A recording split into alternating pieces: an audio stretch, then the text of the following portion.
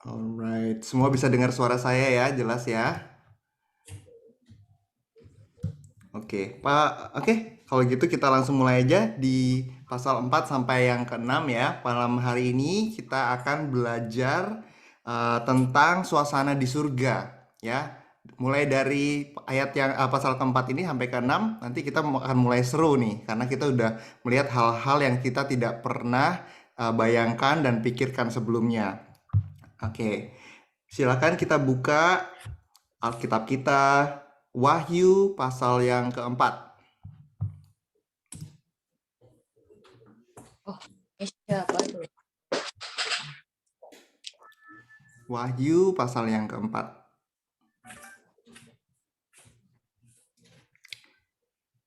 Semua bisa lihat screen saya? Bisa lihat ya? Oke, presentasinya bisa kelihatan. Oke, good. Oke, di sini nanti kita akan belajar suasana surgawi ayat pertama sampai ketiga, lalu ayat yang keempat kita akan belajar tentang 24 tua-tua, siapakah mereka. Lalu di ayat yang keenam ada 4 makhluk Tuhan. Ini adalah malaikat-malaikat Tuhan yang kita akan temui di chapter ini. Itu ya, sebagaimana yang kita tahu bahwa kitab Wahyu ini sifatnya sangat profetik.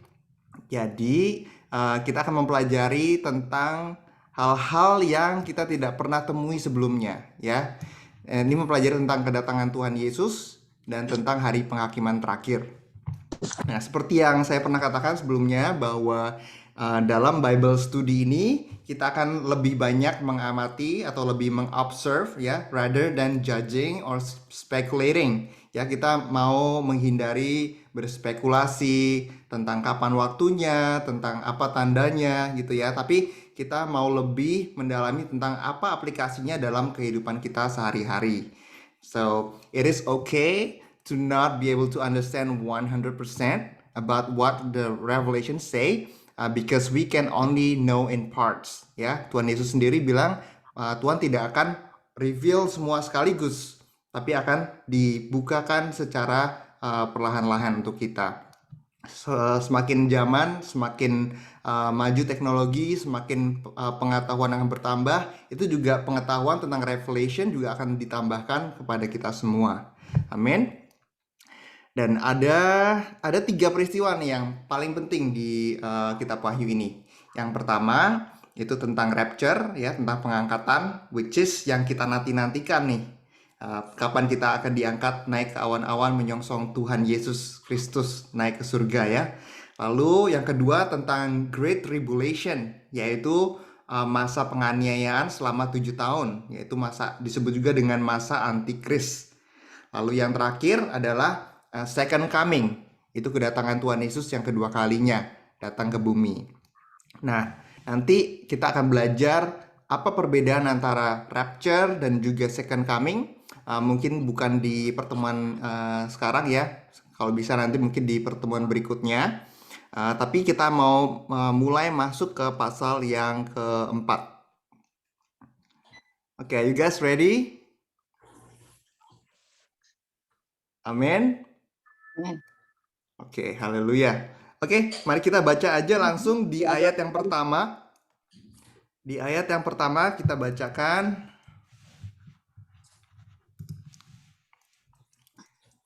Kemudian daripada itu aku melihat, sesungguhnya sebuah pintu terbuka di surga.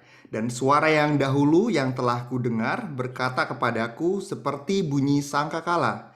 Katanya, naiklah kemari dan aku akan menunjukkan kepadamu apa yang harus terjadi sesudah ini.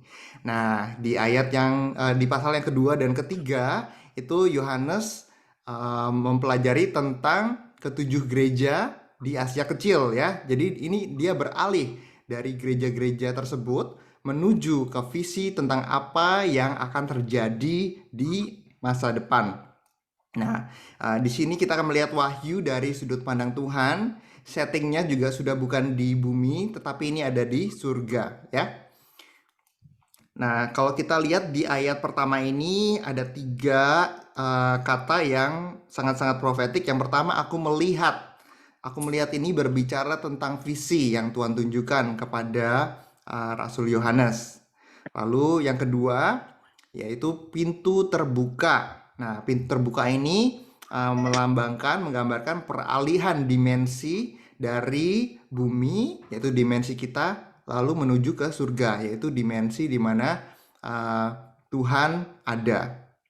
Lalu yang terakhir adalah sangkakala. Sangkakala ini berbicara tentang suara Tuhan, ya.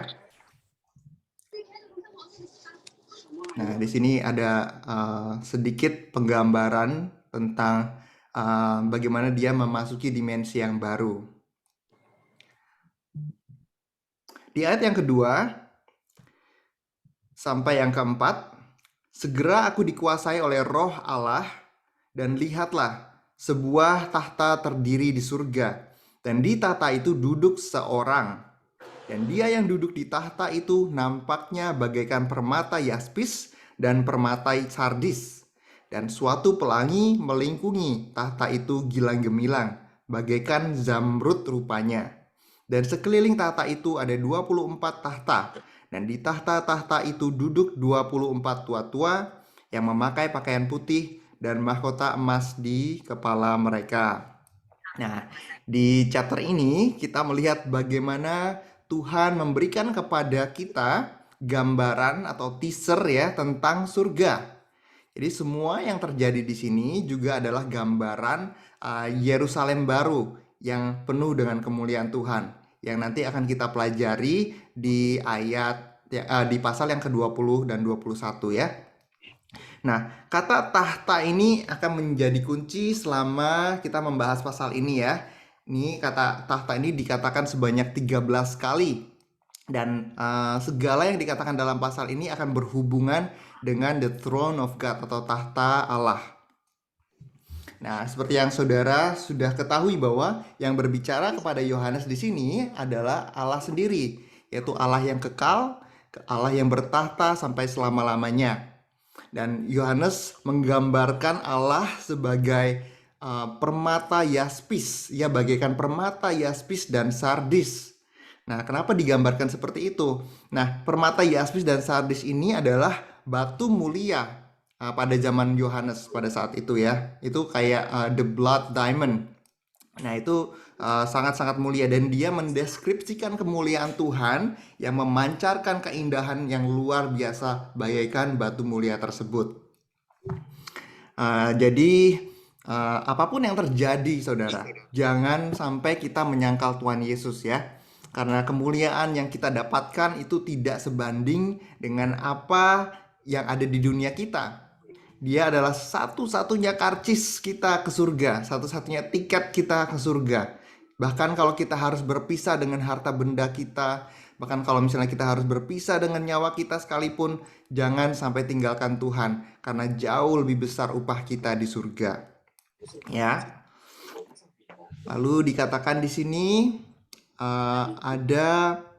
terdapat pelangi ya di tahta tersebut. Nah, pelangi ini melambangkan kesetiaan dan janji Tuhan kepada kita. Kalau saudara masih ingat cerita tentang Nabi Nuh, siapa yang masih ingat? Coba saya mau lihat tangan-tangannya. Masih ingat nggak cerita tentang Nabi Nuh? Jadi di situ ada the great flood ya, ada banjir besar ya. Dan setelah peristiwa tersebut Tuhan berjanji kepada Nabi Nuh bahwa dia akan memelihara kita dan tidak akan menghancurkan bumi lagi dengan flood atau dengan banjir ya. Ya, di situ kita belajar tentang janji Tuhan. Ini melambangkan tentang kesetiaannya kepada kita, umat yang percaya. Lalu dikatakan juga ada 24 tahta ya, 24 tahta para tua-tua. Nah, ini adalah tahta kasih karunia. Nah, 24 kursi ini dibagi menjadi dua. Yang pertama, 12 pertama ini adalah kursi yang diberikan kepada orang-orang suci dari zaman Perjanjian Lama, ya. Lalu 12 kursi yang di sebelah kanannya itu untuk orang-orang suci yang berasal dari Perjanjian Baru. Nah, mereka ini diberikan kain putih dan mahkota kehidupan dikatakan di sini. Kalau saudara masih ingat ya, yang barusan dengar pasal 2 dan 3, itu gereja Tuhan diberikan pakaian putih dan mahkota kehidupan.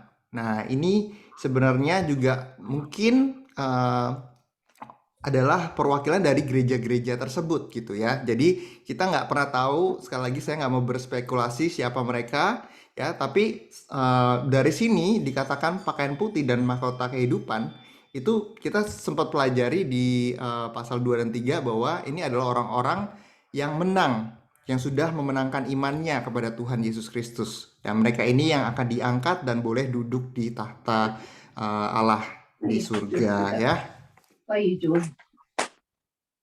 Ya, saya mau sharing sedikit tentang perjalanan saya dulu dari Jakarta ke Singapura. Waktu itu, jadi saya naik pesawat di ekonomi ya duduknya. Lalu tiba-tiba ada yang nyapa saya gitu dari belakang. Halo Patrick gitu, apa kabar? Shalom. Ternyata itu salah satu jemaat dan dia kebetulan adalah pramugari yang bekerja di maskapai tersebut gitu. Lalu dia bilang, wah kamu ngapain duduk di sini? Gini aja deh, udah kamu saya upgrade kursinya gitu. Jadi saya di-upgrade saudara dari kursi ekonomi yang duduk paling belakang, yang paling murah, ya, duduk di paling depan di bagian business class. Wah, itu luar biasa sekali ya, dapat dapat privilege di-upgrade gitu. Karena dia kenal saya gitu kan. Nah, itu di business class itu jadi saya yakin saudara-saudara sini mungkin udah pernah ya, cuman saya norak nih karena saya belum pernah. Eh, Biasanya saya selalu beli tiket itu yang ekonomi. Nah, jadi di situ saya dikasih makanan tuh berbeda dengan yang di kelas ekonomi ya. Dikasih kaviar, dikasih minum wine ya, makanannya juga beda. Lalu apa namanya pelayanannya pun berbeda gitu. Kita lebih diprioritaskan. Bahkan kita nggak tanya pun, nggak minta pun mereka nawarin gitu ya. Bapak butuh apa Tengok, ya? jangan cek, yuk ya, cikin tuh. Ini ada, halo Shalom Ciyene. Maaf ya saya mute ya. Oke. Ya jadi di situ saya merasa wah ini spesial sekali treatmentnya gitu ya. Lalu merasa privilege sekali duduk di sini gitu. Dan ketika pesawat itu mendarat di Singapura tuh saya rasanya aduh nggak kepingin turun gitu. Waduh enak banget duduk di sini gitu rasanya. Nggak kepingin mendarat gitu ya. Padahal sih sebenarnya kalau misalnya kita mau bilang lebih nyamanan di rumah gitu ya. Kita bisa duduk-duduk santai di sofa ya. Bisa tidur sambil tiduran gitu. Tapi ada something yang different gitu. Ketika kita bisa memperoleh prioritas dan treatment seperti ini. Nah, ini mungkin rasanya seperti itu ya, duduk di tahta-tahta tersebut gitu ya.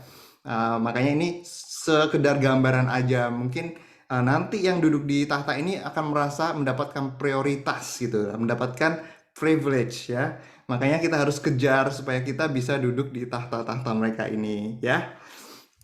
Oke, next di ayat 5 sampai ke 8, saya boleh minta ada yang volunteer nggak ya untuk bacakan ayat 5 sampai 8.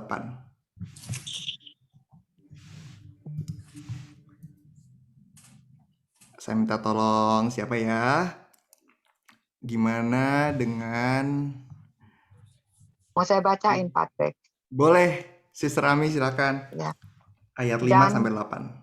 ya, dan dari tahta itu keluar kilat dan bunyi guru yang menderu, dan 7 obor menyala-nyala di hadapan tahta itu. Itulah ketujuh roh Allah. Nomor 6. Dan di hadapan tahta itu ada lautan kaca bagaikan kristal di tengah-tengah tahta itu, dan di sekelilingnya ada 4 makhluk penuh dengan mata di sebelah muka dan di sebelah belakang. Adapun makhluk, itu situ ya. Adapun makhluk Ya, yang betul. pertama sama seperti singa, dan makhluk yang kedua sama seperti anak lembu, dan makhluk yang ketiga mempunyai muka seperti muka manusia, dan makhluk yang keempat sama seperti burung nasar yang sedang terbang.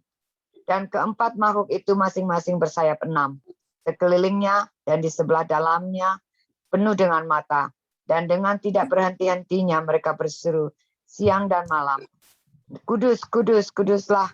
Tunggu Patrick, pastor lagi. Kudus, kudus, kuduslah Tuhan Allah yang Maha Kuasa, yang sudah ada dan yang ada dan yang akan datang. Ya, demikian firman Tuhan. Terima kasih Sister Ami. Nah, Doa. ini waktu saya pertama kali baca baca ayat ini tuh saya benar-benar bingung banget. Aduh, ini Iya, maksudnya apa? Kok bisa ada lembu? Kok bisa ada singa gitu? Kok bisa ada burung? Kok kedengerannya kayak taman safari gitu kan ya? Ya, ini saya benar-benar bingung sekali waktu saya baca ayat ini. Tapi puji Tuhan, ketika saya belajar, saya dibukakan gitu ya. Jadi, saudara bisa bayangkan dengan imajinasi saudara sendiri ya. Eh, Boleh nggak berimajinasi? Boleh. Itu imajinasi itu diberikan kepada kita ya sebagai anugerah Tuhan untuk kita bisa eh, memiliki visi ya. Kita bisa mengetahui apa yang ada di balik rahasia Tuhan gitu di surga. Nah, saudara, kita bisa gunakan panca indera kita di surga ya. Di sini dikatakan Rasul Yohanes bisa mendengar suara-suara, bisa melihat cahaya-cahaya, ada kilatan-kilatan ya. Begitu luar biasa sekali menggambarkan kemuliaan surgawi. Nah, ya, kenapa ini ada banyak binatang di sini? Nah, ini saya akan coba jelaskan ya.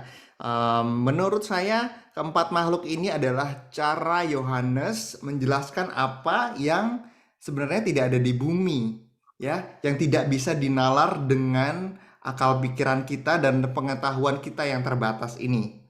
Nah, dikatakan di sini seperti, ya, seperti singa, seperti lembu, seperti anak manusia, seperti burung nasar. Nah, berarti ini bukan, ya, dikatakan seperti berarti bukan singa, berarti bukan lembu, bukan anak manusia, bukan burung nasar atau burung raja wali, ya.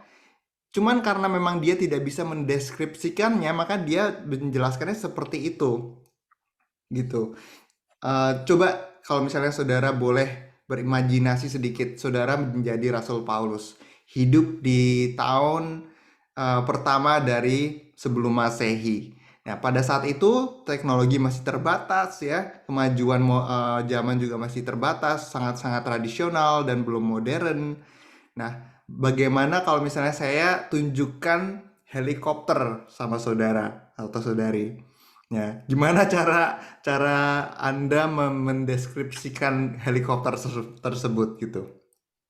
Ya, mungkin kalau jadi saya bayangkan saya sebagai Rasul Yohanes, saya akan mendeskripsikan helikopter tersebut burung Raja Wali ya, yang terbang dan di atasnya ada roda yang berputar gitu. Suaranya bagaikan belalang, ribuan belalang. Lalu di ekornya terdapat sengat berbisa, mungkin ada rudalnya atau misilnya gitu ya. Ya, itu cara cara saya menjelaskan hal-hal yang saya nggak tahu ya. Sedangkan kalau misalnya kita lahir di zaman sekarang, ya elah ini mah helikopter. Come on man, this is just a helicopter. How can you not know helicopter? Itu karena kita tahu dan kita sudah dari kecil kita sudah dididik dengan pengetahuan di zaman sekarang ya. Tapi pada saat itu dia menjelaskan apa yang tidak ada di zamannya gitu. Jadi keempat binatang ini sebetulnya ya bukan binatang, but it's just simply an angelic being that is not available on earth. Begitu ya. Jadi makhluk ini sebenarnya adalah malaikat-malaikat penyembah, disebut juga dengan serafim atau cherubim. Nah, kenapa Yohanes bilang ini seperti singa? Ini karena dia melihat ada karakter Tuhan Yesus sebagai the lion of the tribe of Judah, singa Yehuda, melambangkan kekuasaan Tuhan Yesus. Jadi dia bisa melihat kekuasaan Tuhan Yesus melalui makhluk tersebut. Lalu dikatakan, kenapa dia dikatakan seperti lembu? Nah, lembu ini seperti yang kita tahu adalah binatang pekerja keras ya. Di bumi dia selalu ditaruh beban gitu, menanggung beban, membantu kita untuk misalnya bercocok tanam atau di sawah gitu ya. Dia membantu kita. Kita juga menggunakan lembu atau sapi ini untuk sandang dan pangan kita gitu kan. Nah, ini melambangkan kesetiaan Tuhan Yesus. Jadi dia melihat makhluk ini melambangkan kesetiaan. Lalu disebutkan muka manusia. Nah, ini melambangkan apa? Melambangkan kerendahan hati Tuhan Yesus. Karena dia yang sebagai Allah, dia meninggalkan keilahiannya dan dia rela turun ke bumi menjadi sama levelnya dengan kita yang berdosa ini. Ya, jadi ini adalah lambang dari kesetiaan Tuhan Yesus kepada kita. Lalu yang terakhir disebutkan sebagai seperti burung nasar atau burung raja wali. Nah, ini adalah lambang kemuliaan Yesus yang maha tinggi. Jadi sekali lagi bukan berarti gambar yang Anda lihat saat ini adalah gambar yang dia lihat pada saat itu ya. Ini hanya interpretasi dari artis yang melukiskan gambar tersebut. Nah, tetapi sebenarnya yang kita lihat itu akan jauh melebihi apa yang kita lihat saat ini ya. Ini hanya saya sebenarnya nggak suka ada ilustrasi seperti ini. Jadi kita nggak bisa berimajinasi. Jadi imajinasi kita terbatas gitu ya. Tapi sebenarnya ini hanya untuk alat bantu, jadi supaya kita yang masih bingung ya, jadi mungkin bisa terbantu dengan melihat ilustrasi yang Anda bisa lihat di screen saya saat ini, gitu. Nah, saya mau buka dari Yesaya 6 ayat 1-3, nanti saudara bisa catat dan buka sendiri. Ini saya bacakan aja ya. Di sini dikatakan, dalam tahun matinya Raja Uzia, aku melihat Tuhan duduk di atas tahta yang tinggi menjulang, dan ujung jubahnya memenuhi bait suci. Para serafim berdiri di sebelah atasnya, masing-masing mempunyai 6 sayap. 2 sayap dipakai untuk menutupi muka mereka, 2 sayap dipakai untuk menutupi kaki mereka, dan 2 sayap dipakai untuk melayang-layang. Dan mereka berseru seorang kepada seorang, katanya, Kudus, kudus, kuduslah Tuhan semesta alam. Seluruh bumi penuh kemuliaannya. Nah, ini firman Tuhan mengkonfirmasi firman Tuhan ya. Ini padahal kita lihat di zaman Nabi Yesaya. Nah, ini konfirmasi dengan visinya yang didapatkan oleh Rasul Yohanes ini di surga ya. Nah, kita mau belajar dari keempat makhluk ini, bagaimana mereka menyembah Tuhan siang dan malam ya dengan roh dan kebenaran. Ini menyembah itu bukan berbicara tentang kualitas suara kita ya. Suara kita mau tenor, mau bass, mau bariton. Tuhan nggak melihat kualitas suara kita, tapi Tuhan melihat hati kita yang mengagungkan kemuliaan Allah siang dan malam ya dengan roh dan kebenaran. Sujud menyembah kepada Tuhan berhiaskan kekudusan seperti yang dijelaskan di 1 Tawarikh 16 ayat 29. So, let's worship God like this creature, like the seraphim, dalam roh dan kebenaran. Jangan seperti orang fasik ya yang cuman berliturgi saja ya. Jadi mereka cuman menyanyi saja tapi sebenarnya kosong gitu. Tuhan nggak suka. Dia mau kita memuji dan memuliakan nama Tuhan itu dengan kualitas. Something yang berkualitas, yaitu dengan roh dan kebenaran. Seperti itu ya. Oke, moving on ke ayat 9 dan 11. 9 sampai 11. Saya minta tolong Sister Ami bacakan lagi ya 9 sampai 11. Maaf, lagi Oh, it's makan. okay. Oh, apa yang Udah. lain aja? Yang Iya. lain juga nggak apa-apa. Kurang penuh. Oke. Timothy, Brother Timothy mau bacakan? Iya. Nih, Aku baca.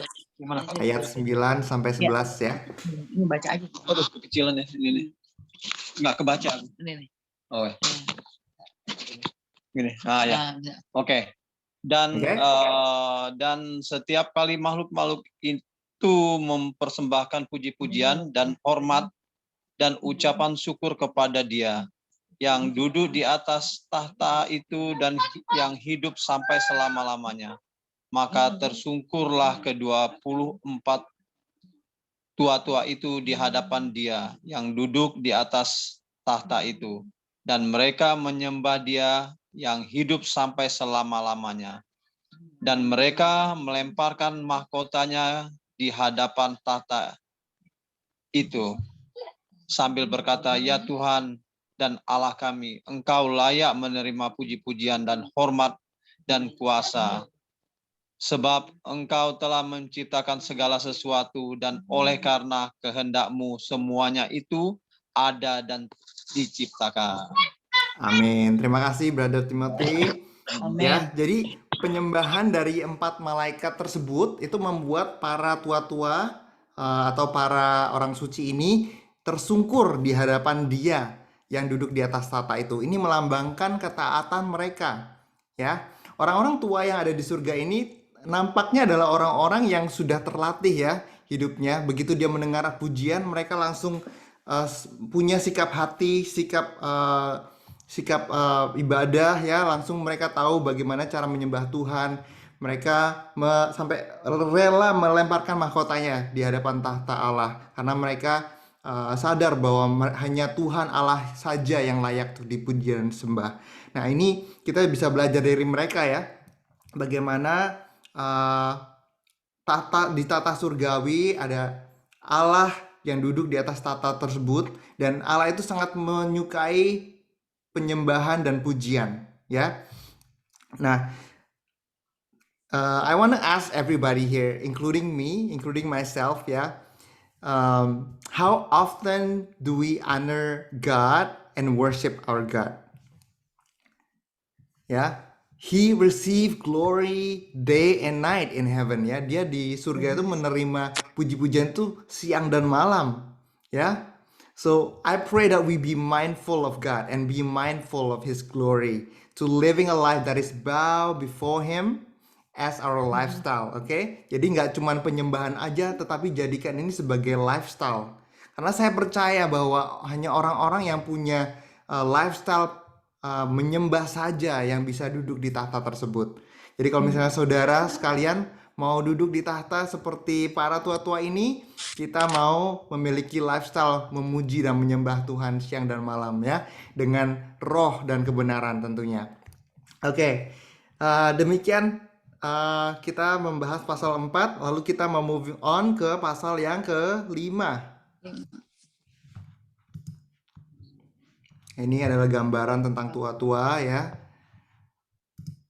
Di pasal yang ke-5, oke, memasuki chapter yang ke-5, ini adalah chapter yang membahas tentang gulungan kitab ya.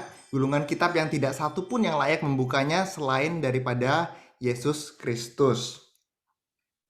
Oke, kita bacakan di ayat yang pertama. Maka aku melihat di tangan kanan Dia yang duduk di atas tahta itu sebuah gulungan kitab yang ditulisi sebelah dalam dan sebelah luarnya, dan dimeterai dengan 7 materai. Nah, ini kata Dia yang duduk di atas tahta itu adalah siapa? Ada yang mau menebak? Ya, betul, adalah Tuhan Yesus atau anak domba Allah ya. Nah, gulungan kitab ini ditulisi sebelah dalam dan luarnya. Nah, kalau kita punya perjanjian itu ya, ini perjanjian antara Allah dan kita. Nah, saya bayangkan seperti ini. Kalau saya punya kontrak misalnya apartemen saya. Nah, itu ada 2 pihak ya, antara saya sebagai tenant dan landlord saya sebagai ownernya, gitu kan ya. Biasanya kita ada kayak kontrak. Kontrak itu dipegang oleh 2 belah pihak ya.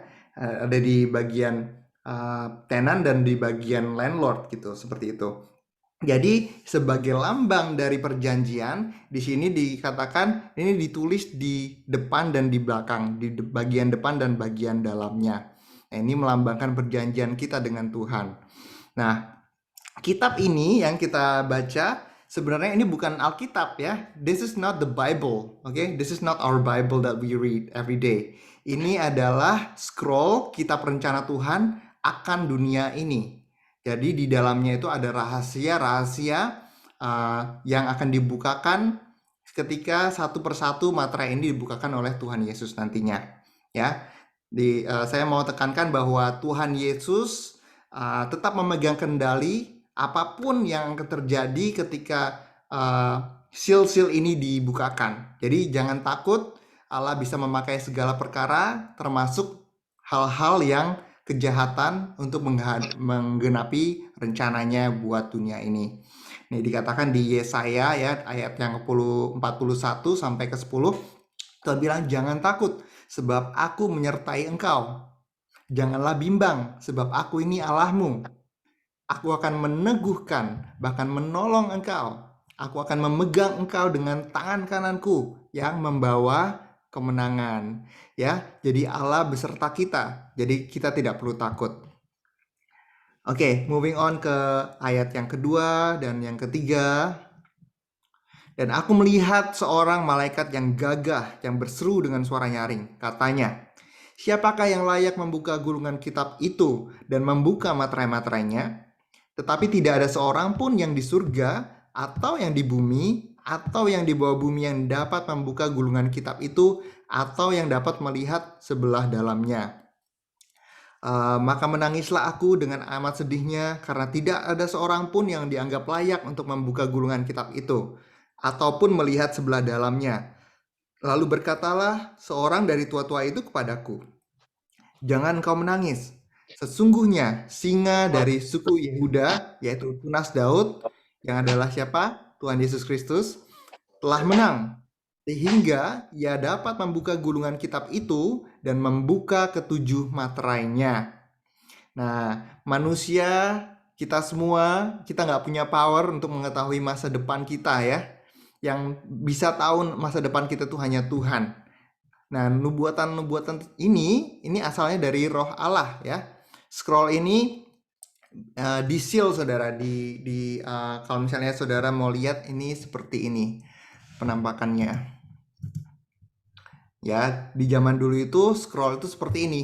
Ini dibuat dari kertas papirus ya, panjangnya tuh bisa 9 meter dan biasanya ada sealnya. Jadi nggak sembarangan orang bisa buka ya. Nah, ini hanya Tuhan Yesus Kristus yang bisa membuka gulungan kitab tersebut dan materai-materainya. Nah, di ayat yang ke-6 berkata, maka aku melihat di tengah-tengah tahta dan keempat makhluk itu, dan di tengah-tengah tua-tua itu berdiri seekor anak domba seperti telah disembelih, bertanduk 7 dan bermata 7. Itulah ketujuh roh Allah yang diutus ke seluruh bumi. Ya, di ayat 5 dikatakan singa dari suku Daud. Nah, tapi kenapa di ayat 6 ini disebut anak domba? Kenapa kedua ayat ini nggak sinkron? Ini salah satu pertanyaan saya waktu saya belajar kitab Wahyu, kok nggak ajak gitu ya? Kenapa saling bertentangan? Sebenarnya tidak bertentangan, karena kita melihat dari dua sudut pandang yang berbeda, ya. Nah, bagi musuh Allah, ia tuh tampaknya seperti singa yang perkasa. Tapi sebagai orang-orang yang percaya, kita melihat Tuhan Yesus sebagai anak domba yang telah disembelih, yang telah mati untuk kita. Ya, jadi bukan karena ini bertentangan ya, tapi tergantung dari sudut pandangnya yang mana gitu ya. Nah, coba saudara bayangkan singa. Mungkin saudara pernah lihat Discovery Channel gitu ya, atau mungkin saudara pernah ke zoo gitu ya. Nah, pernah lihat singa nggak ya? Pernah ya? Singa itu kalau begitu menggigit mangsanya, lalu dikoyak-koyak gitu, itu mangsanya udah langsung kelepek-kelepek deh, udah menyerah gitu ya, langsung kalah. Nah, dengan gigi dan mulut yang sama, bayangkan singa ini bisa bermain dengan anak-anaknya. Ya, kelihatannya seperti digigit gitu, tapi sebenarnya lagi bermain dengan anak-anaknya.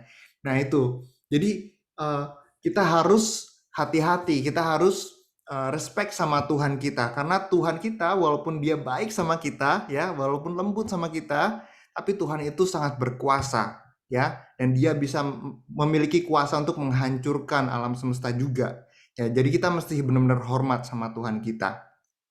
Sama halnya dengan mungkin saudara punya ayah, bayangkan Anda punya ayah itu seorang maybe presiden gitu ya. Mungkin di rumah dia pakai celana pendekan gitu ya, main-main sama saudara, bercandaan gitu kan ya. Terus saudara bisa pegang-pegang kepalanya gitu, kadang-kadang dia cium saudara waktu mau tidur. Tetapi ketika saudara lihat dia bekerja di White House misalnya, dia dikelilingi banyak orang ya, banyak bodyguardnya. Nggak sembarangan orang bisa ngomong sama papa atau ayah saudara, karena dia presiden. Dan ketat sekali penjagaannya, kemana-mana dikawal, kemana-mana ada yang juru bicaranya, jadi saudara nggak bisa ngomong langsung sama ayah saudara. Seperti itu juga dengan Tuhan Yesus gitu ya, walaupun dia adalah sahabat kita, kita bisa berbicara, berkomunikasi, menjalin hubungan dengan Tuhan Yesus, tetapi kita harus ingat bahwa dia juga adalah Allah yang memegang kuasa, ya, dia adalah Allah yang sangat mulia dan sangat majestic gitu. Kita harus benar-benar hormat sama Tuhan kita. Ya, seperti itu. Lalu dikatakan di sini seperti anak domba yang disembelih. Nah, saudara, tubuh kemuliaan Allah yang saat ini ada di surga itu kita bisa lihat Tuhan Yesus dengan luka-lukanya yang pada saat dia disalibkan, kita masih bisa lihat di tangannya itu ada lubang. Ya, sama seperti waktu Thomas mencucukkan tangannya sebelum Tuhan Yesus naik ke surga. Jadi kita masih bisa lihat itu luka-lukanya sekarang ini walaupun dia ada di dalam tubuh kemuliaan. Kenapa seperti itu gitu? Karena karyanya bagi dunia ini belum selesai. Ya, walaupun keselamatan itu sudah dibayar lunas dengan kematian Tuhan Yesus di atas kayu salib, ya dia sudah membayar lunas, kita sudah memperoleh salvation, tetapi secara keseluruhan sebenarnya kisah ini belum selesai. Karyanya bagi dunia ini belum selesai, ya. Ini baru permulaan saja. Baru 2000 tahun di surga, baru dua hari ya sejak kematian Tuhan Yesus di atas kayu salib. Nah, ini bilur-bilurnya ini, luka-lukanya yang saudara bisa lihat dan dilihat oleh Rasul Yohanes di surga, itu melambangkan kesembuhan kekal. Ya, jadi Tuhan Yesus masih terus-menerus menyembuhkan kita dari sakit penyakit, dari dosa-dosa kita. Karena apa? Karena kita sebagai manusia, kita masih hidup di dalam daging, ya. Kita masih punya kedagingan. Kita masih bisa jatuh dalam dosa. Kita masih bisa sakit, gitu. Makanya Tuhan Yesus masih punya bilur-bilur itu supaya dia terus-menerus menyembuhkan kita sampai saat kekekalan itu tiba, sehingga kita semua sudah sempurna hidup bersama Tuhan Yesus dengan tubuh kemuliaan kita, ya. Oke, so far so good ya. Kalau misalnya saya terlalu cepat, tolong di ini aja, tolong diginiin. Supaya saya nggak cepet kayak kereta api. Saya kebiasaan soalnya ngomongnya cepet. Oke, kita lanjut ya ke ayat yang ke-7 sampai ke-8.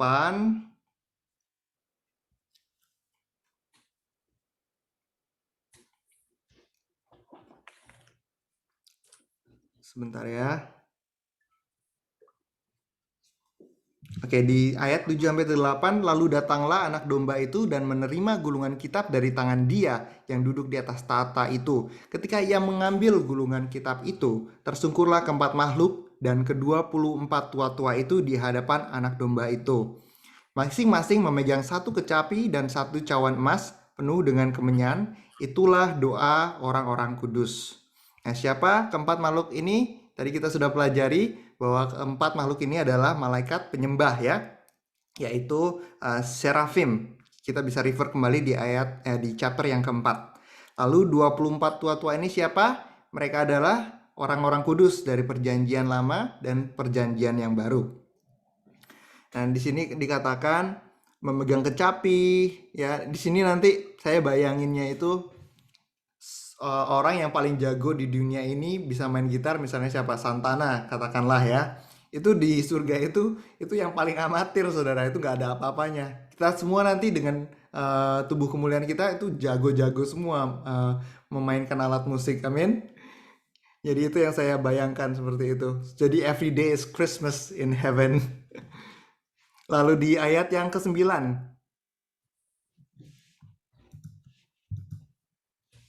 Dan mereka menyanyikan satu nyanyian baru, katanya, engkau layak menerima gulungan kitab itu dan membuka materai-materainya, karena engkau telah disembelih dan dengan darahmu engkau telah membeli mereka bagi Allah dari tiap suku-suku dan bahasa dan kaum dan bangsa. Wow, ini dikatakan masih ada budaya, masih ada suku dan bahasa, kaum dan bangsa. Berarti budaya ini tidak lenyap, saudara. Nanti di surga itu tetap ada. Jadi kalau saudara ada yang dari Jawa, masih bisa ngomong Jawa gitu ya, masih bisa nyinden. Kalau ada saudara dari Batak, masih ngomong Horas Bah juga. Kalau misalnya ada saudara dari Jepang, dari Jerman, masih ada budaya-budaya ini. Jadi surga adalah pusat kebudayaan internasional nantinya ya. Lalu di ayat yang 10 sampai 11. Dan engkau telah membuat mereka menjadi satu kerajaan dan menjadi imam-imam bagi Allah kita. Dan mereka akan memerintah sebagai raja di bumi. Maka aku melihat dan mendengar suara banyak malaikat sekeliling tahta, makhluk-makhluk dan tua-tua itu. Jumlah mereka berlaksa-laksa dan beribu-ribu laksa. Ini laksa ini bukan laksa yang ada tahu, yang ada karinya itu bukan ya yang saudara bisa makan di Singapura. No, satu laksa ini adalah measurement unit. Jadi satu laksa sama dengan 10.000 unit. Ya, nanti kita akan menemui banyak sekali malaikat-malaikat. Bayangkan ini ribuan laksa, beribu-ribu laksa dipangkatin sama 10.000. Berarti banyak sekali, ada berjuta-juta malaikat dan semuanya berbeda-beda, saudara, nggak ada yang sama. Penampakannya akan berbeda-beda, karakternya akan berbeda-beda juga, gitu ya.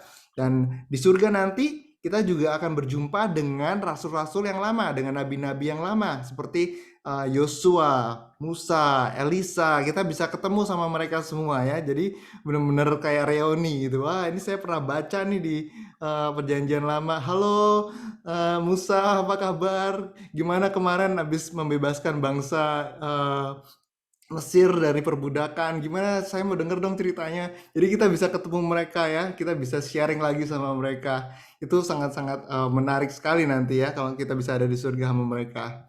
Lalu di ayat yang ke-12 sampai 14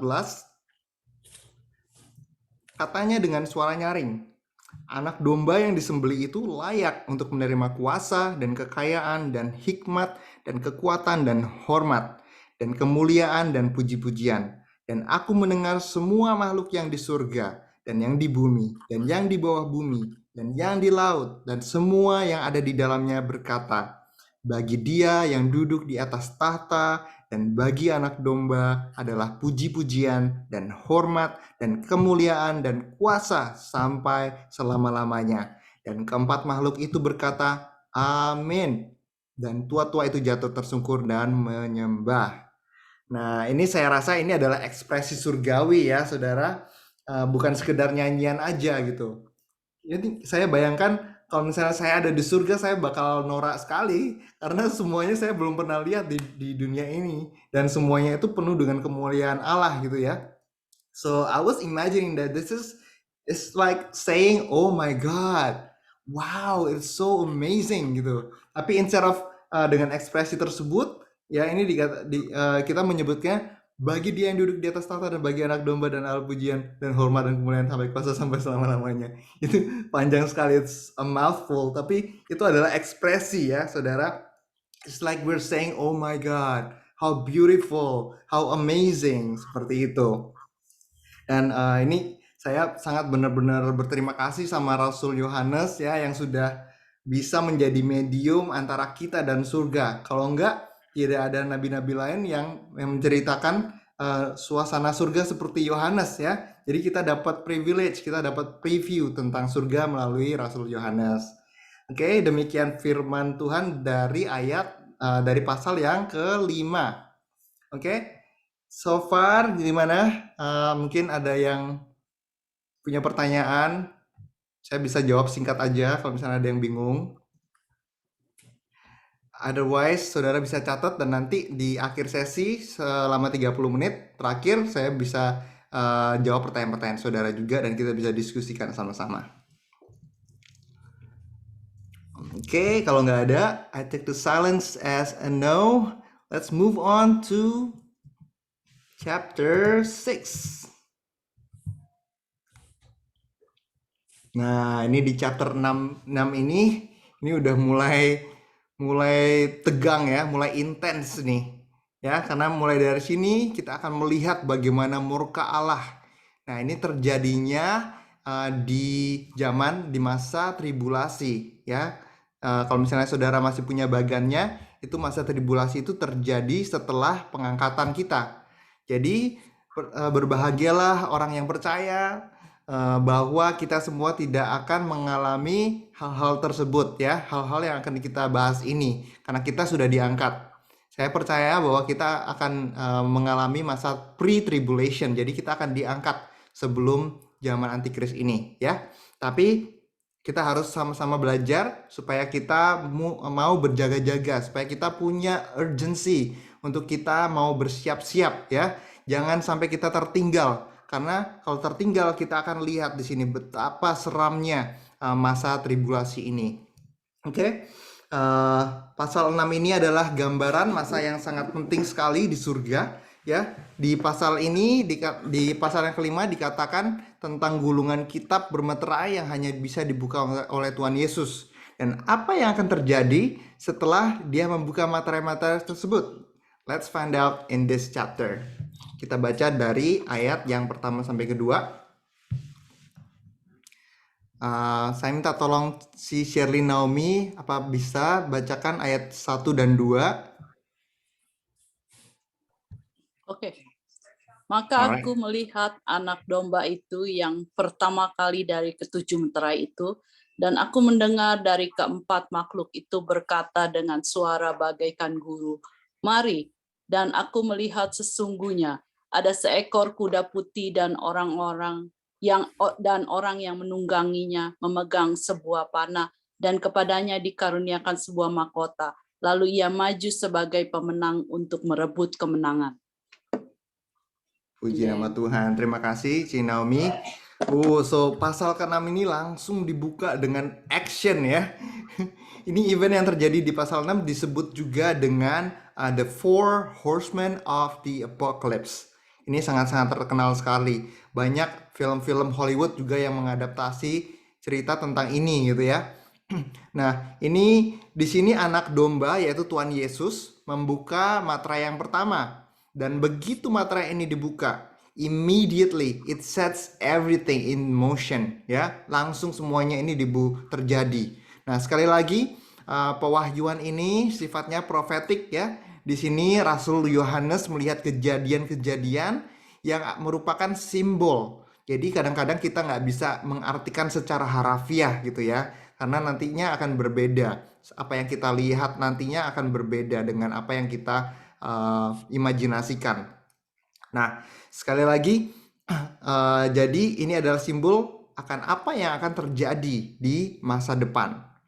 Nah, di sini ia melihat ada 4 kuda yang memiliki warna yang berbeda-beda ya. Ada yang berwarna putih, ada yang berwarna merah, ada yang berwarna hitam, dan yang terakhir berwarna hijau pucat ya. Yang di ayat pertama tadi, the first one is the white horse ya, kuda putih.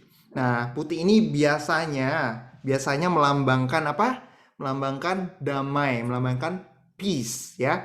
Namun penunggang kuda di sini ini adalah roh sang antikris ya, yang diberikan mahkota. Mahkota ini lambang kekuasaan dan juga diberikan panah. Ini adalah roh antikris yang bisa membawa damai. Namun kedamaian di sini bukanlah damai yang sesungguhnya, melainkan false peace atau kedamaian palsu. Karena kedamaian ini akan diciptakan melalui tekanan-tekanan dan juga paksaan-paksaan. Jadi sebenarnya bukan memang karena damai, tapi karena memang dia yang memerintah ya, dia otoriter, jadi semuanya harus mengikuti apa yang dia mau. Ya, seperti itu. Lalu di ayat berikutnya, ayat 3 dan keempat. Dan ketika anak domba itu membuka materai yang kedua, aku mendengar makhluk yang kedua berkata, "Mari," dan majulah seekor kuda lain. Seekor kuda merah padam, dan orang yang menungganginya dikaruniakan kuasa untuk mengambil damai sejahtera dari atas bumi, sehingga mereka saling membunuh, dan kepadanya dikaruniakan sebilah pedang yang besar. Nah, ini adalah kuda yang kedua. Jadi setelah masa damai yang palsu itu, antikris selesai, lalu muncullah penunggang kuda yang kedua. Nah, di sini terjadi pertumpahan darah ya. Dia diberikan apa? Pedang besar yang mampu mengambil damai sejahtera dari atas muka bumi. Nah, ini disebut juga dengan the spirit of war. Jadi terjadi perang besar dan terjadi pertumpahan darah. Lalu di ayat yang selanjutnya kita akan membuka materai yang ketiga ya. Saya minta tolong siapa yang bisa, mungkin Elisa minta tolong bacakan ayat yang kelima dan keenam.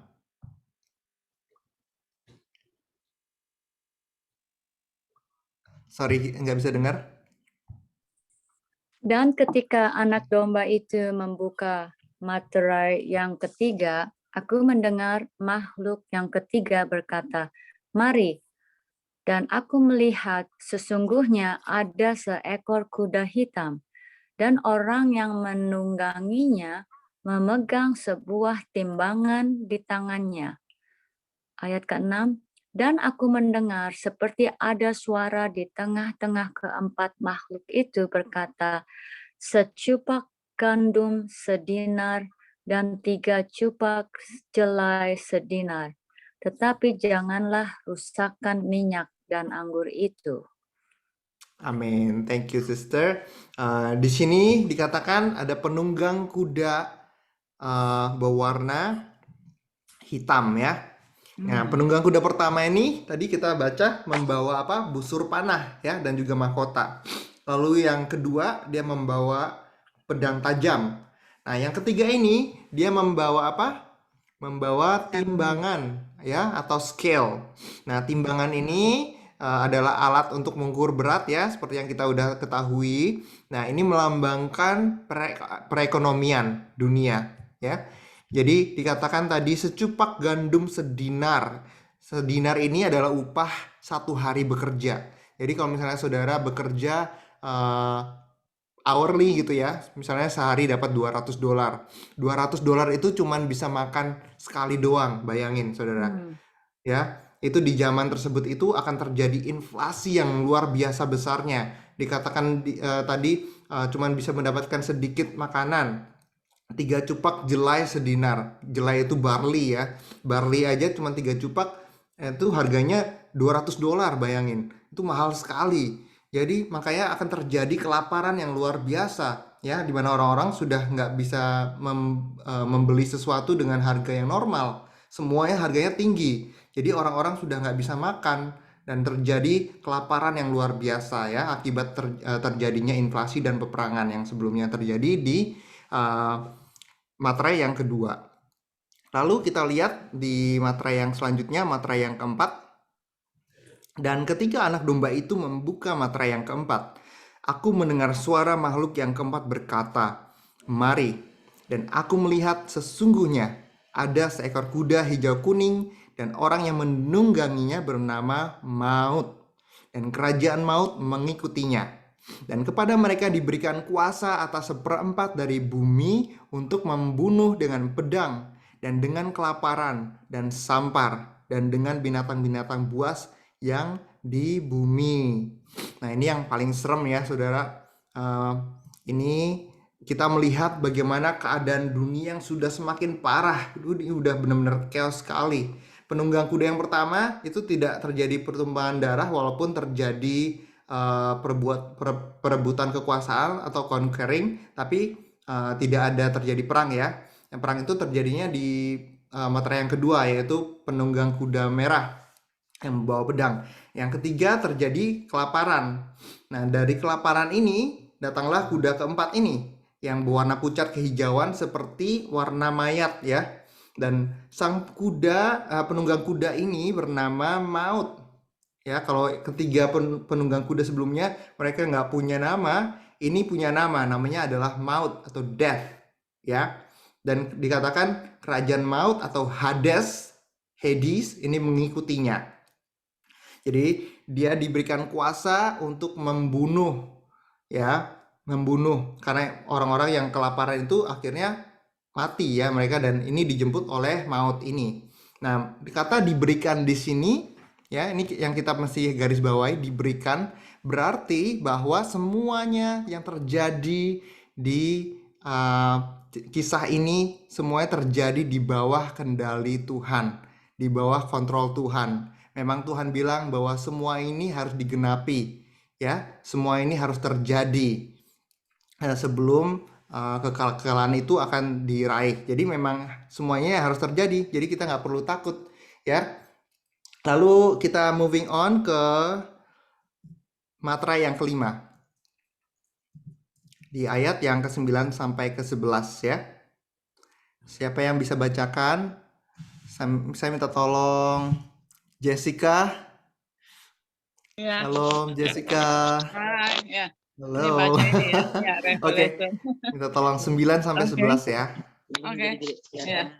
Dan ketika anak domba itu membuka meterai yang kelima, aku melihat di bawah mesbah jiwa-jiwa mereka yang telah dibunuh oleh karena firman Allah dan oleh karena kesaksian yang mereka miliki. Dan mereka berseru dengan suara nyaring, katanya, berapa lamakah lagi, ya penguasa yang kudus dan benar, engkau tidak menghakimi dan tidak membalaskan darah kami kepada mereka yang diam di bumi. Dan kepada mereka masing-masing diberikan sehelai jubah putih, dan kepada mereka dikatakan bahwa mereka harus beristirahat sedikit waktu lagi, hingga genap jumlah kawan-kawan pelayan dan saudara-saudara mereka yang akan dibunuh sama seperti mereka. Amin, amin, amin. Thank you, sister. Jadi ini kita udah mau selesai ya. Di Wahyu 6 ayat 9 sampai 11 ini adalah materai yang kelima. Nah, event yang dijelaskan dalam materai keempat ya, 1 sampai keempat atau 4 materai sebelumnya itu terjadinya di bumi.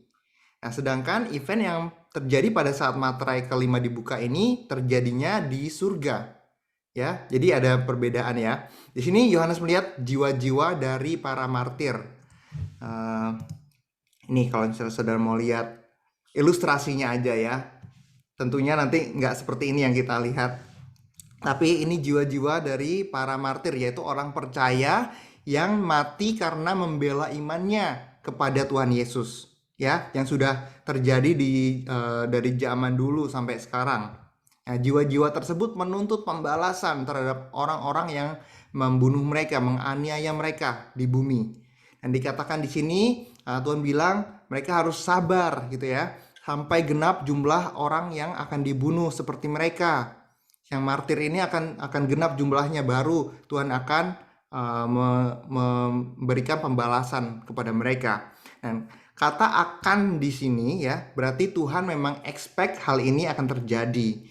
Everything is under His control, sekali lagi. Nah, saudara, kalau misalnya saudara baca dari Perjanjian Lama, itu sebenarnya pengangkatan itu sudah terjadi dari zaman dulu ya. Jadi nggak cuman di zaman sekarang aja ya, yang nanti kita akan diangkat. Tapi sudah terjadi pengangkatan sebelumnya, dan even nanti setelah terjadinya peristiwa pengangkatan akan ada lagi pengangkatan lain. Nah, jadi pengangkatan tidak hanya terjadi sebelum masa tribulasi. Nah, di masa tribulasi ini nanti juga akan ada orang-orang yang mati diangkat, ya, ada orang-orang percaya yang terangkat, yaitu orang-orang yang matinya martir, orang-orang yang tetap membela imannya, tetap mengakui Tuhan Yesus sebagai Tuhan, sebagai Allah, ya. Ini begitu mereka mati, ya. Of course mereka akan mengalami kesengsaraan sebelumnya, tetapi begitu mereka mati, itu mereka akan langsung berada di hadirat Tuhan. Benar-benar langsung dijemput, yang say hello itu Tuhan langsung gitu ya, bukan malaikatnya, bukan siapa-siapa, bukan para tua-tua, bukan minion-minion Tuhan, enggak, Tuhan sendiri yang langsung angkat. Itu makanya kalau misalnya kita pun harus melewati masa tribulasi, itu kita harus tetap mempertahankan iman kita kepada Tuhan. Amin. Jangan sampai kita merebuke atau meng-cancel iman kita, karena begitu kita meng-cancel iman kita, sudah bisa dijamin bahwa kita akan menuju ke neraka yang kekal.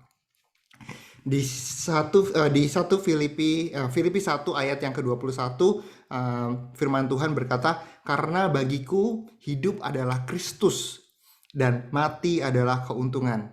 Ya, jadi walaupun kita mati, itu justru buat kita orang-orang percaya itu adalah keuntungan, itu adalah kabar gembira. Kematian itu bukan akhir dari hidup kita ya, karena kita akan hidup bersama-sama dengan Tuhan Yesus Kristus di surga.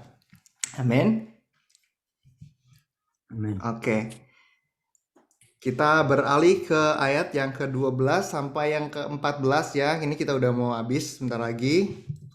Siapa yang mau volunteer untuk membacakan ayat 12 sampai 14? Maybe Yes. Alvina? Oh, atau ya Ko Stanley boleh? Boleh. Siapa mau baca? Oke, Alvina dulu, nanti Ko Stanley yang terakhir ya. Ayat Oke. 15 sampai 17. Oke. Maka aku melihat ketika anak domba itu membuka materai yang ke-6, sesungguhnya terjadilah gempa bumi yang dahsyat dan matahari menjadi hitam, bagaikan karung rambut, dan bulan menjadi merah seluruhnya bagaikan darah. Dan bintang-bintang di langit berjatuhan ke atas bumi bagaikan pohon ara menggugurkan buah-buahnya yang mentah. Apabila ia digoncang angin yang kencang, maka menyusutlah langit bagaikan gulungan kitab yang digulung dan tergeserlah gunung-gunung dan pulau-pulau dari tempatnya. Wow, amin, amin. Terima kasih, Amin. Alvina. Ini adalah cataclysmic event ya. Event cataclysmic yang mengguncang seluruh bumi. Ya, biasanya kalau gempa bumi itu terjadinya cuma di satu lokasi gitu ya, terus dirasakan oleh daerah-daerah area-area sekitarnya. Tapi ini terjadi di seluruh bumi, bayangkan. Ya, dirasakan seluruh bagian bumi. Saking besarnya sampai dikatakan di sini tergeserlah gunung-gunung dan pulau-pulau. Itu sehebat apa, bayangin saudara. Dan terjadi kegelapan juga di seluruh dunia. Kalau sekarang cuma di satu sisi aja ya gelap, di satu sisi terang karena mengarah ke matahari, tapi ini seluruh dunia akan menjadi gelap dikatakan. Dan bintang-bintang di langit berjatuhan ke atas bumi. Ini berbicara tentang extinction level event. Mungkin kalau saudara pernah tahu dulu ada meteor yang jatuh ke bumi ya, sampai menghapus habis para dinosaurus sampai mereka extinct, sampai mereka punah. Itu akan terjadi seperti itu juga nantinya. Akan terjadi meteor-meteor yang jatuh menabrak bumi. Lalu di ayat 15 sampai ke 17. Saya minta tolong Ko Stanley. Ini Oke. ayat yang terakhir ya. Firman Tuhan Wahyu 6:15.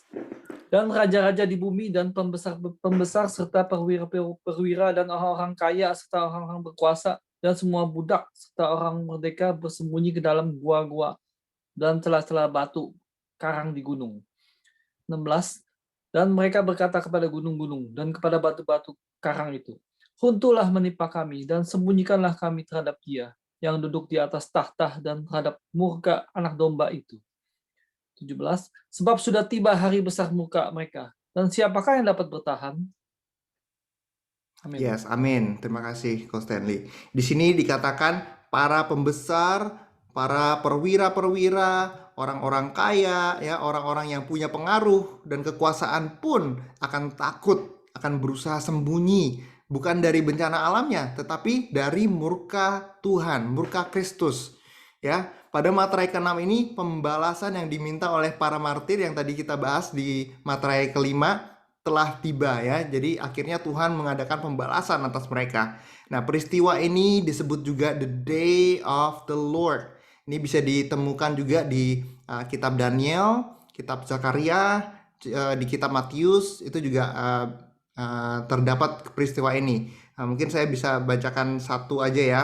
Mungkin yang dari Matius, di Matius 24 ayat yang ke-29 sampai 30 dikatakan, segera sesudah siksaan pada masa itu matahari akan menjadi gelap dan bulan tidak bercahaya dan bintang-bintang akan berjatuhan dari langit dan kuasa-kuasa langit akan goncang.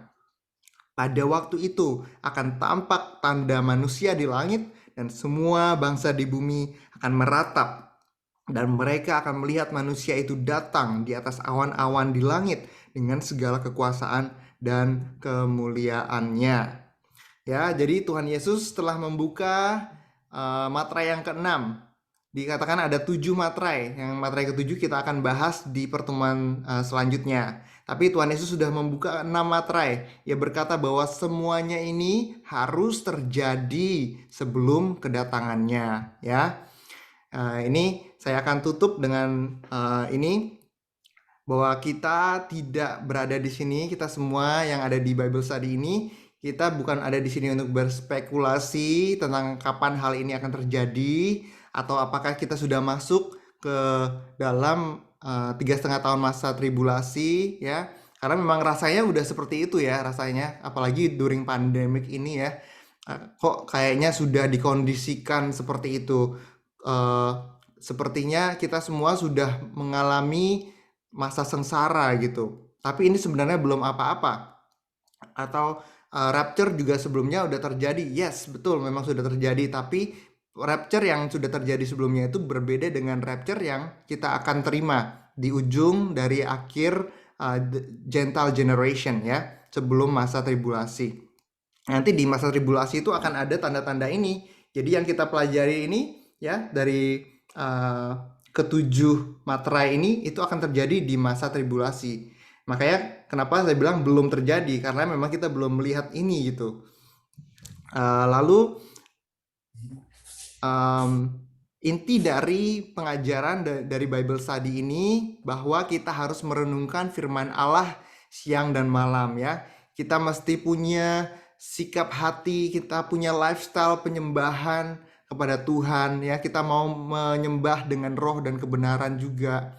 Nah, kita lihat di sini tadi betapa ironisnya melihat orang-orang yang even yang paling berkuasa sekalipun itu berusaha bersembunyi dari murka Allah. Sama seperti yang terjadi waktu Adam dan Hawa berusaha bersembunyi ya dari Tuhan Yesus di Taman Eden, itu dibaca di Kejadian 3. Nah, so yes, it's true that the day of the wrath of God is coming, and we should have the urgency to repent, untuk bertobat, ya. Even if we're not knowing when is the time, we should have the fear of God. Ya, banyak orang-orang yang tidak membahas hal ini dan malah fokusnya mencari tahu tentang tanda-tanda, tentang angka-angka, tentang kapan waktunya, tentang matematika, gitu ya. Tapi kita ada di sini semua kita untuk belajar bagaimana mengaplikasikan firman Tuhan ini dalam hidup kita. Ya, dikatakan di Yohanes 3, barang siapa percaya kepada anak, ia akan beroleh kehidupan yang kekal. Tetapi barang siapa yang tidak taat kepada anak, ia tidak akan melihat hidup, melainkan murka Allah tetap ada di atasnya. So, as believers, we always said that we are being saved. But saved from what? From the wrath of God, dari kemarahan Allah, dari kemarahan Tuhan, from the eternal separation from Him. Itu the ultimate punishment ya yang kita bisa terima, our separation from Him. Itu sangat mengerikan sekali, saudara. We do not have to hide from His presence. Believe in the Lord and repent from our sins. Melalui kematian Tuhan Yesus di atas kayu salib, kita sudah memperoleh kehidupan yang kekal. Amin. Receive that free gift yang Tuhan sudah berikan pada kita, and enjoy an eternity of Almighty God forever and ever. Amin. Baik, saudara, kita sudah bahas ayat keempat sampai ke-6. Kita sudah mengakhiri. Saya akan stop recordingnya, lalu kita akan masuk ke dalam sesi berikutnya, yaitu sesi berdiskusi dan sesi tanya jawab.